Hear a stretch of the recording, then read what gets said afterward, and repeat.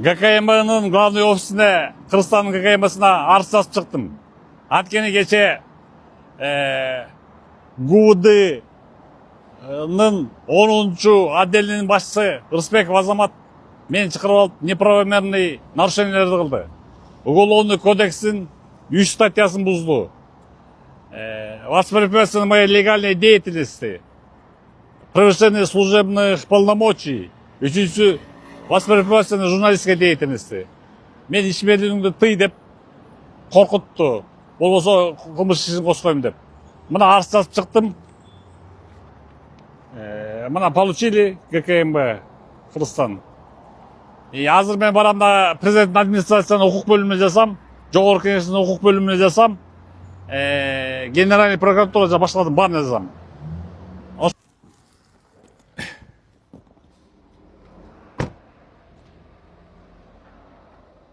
Бишкек ГУВД экстремизмге каршы күрөш бөлүмүнүн начальниги Азамат Рысбековдун үстүнөн арыз жазганы шаарлык прокуратурага келдим.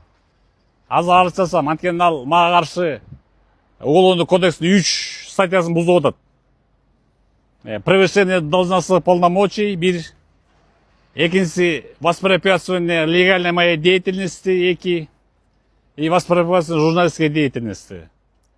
Кече чакырып алып ошондой кыймыл аракеттерди кылды.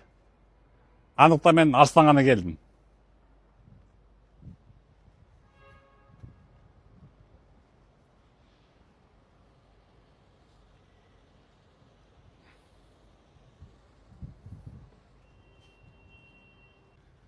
Арыз жазып чыктым. Арызымды кабыл алышты. Мына.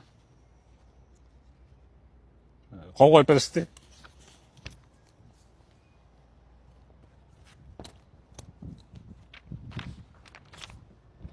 Кыргызстан президенти Садыр Жапаровдун администрациясына келип, укук коргоо бөлүмүнө мына арызды таштап чыктым.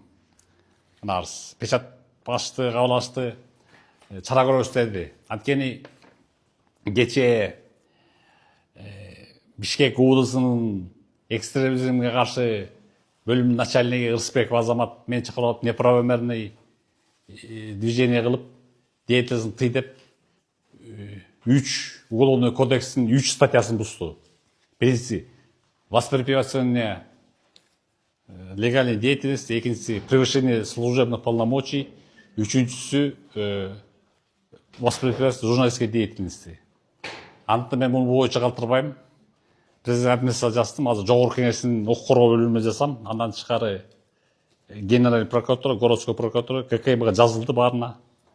И не отрывайся, даже көрүлө. Садыр Нуркожоевич, ошентип сиздин колуңузда ошо иштеген сотрудниктер ушундай, милиция сотрудниктери ушундай беспредел кылып атат. Чара көрүңүз. Сиз конституциянын гарантысыз.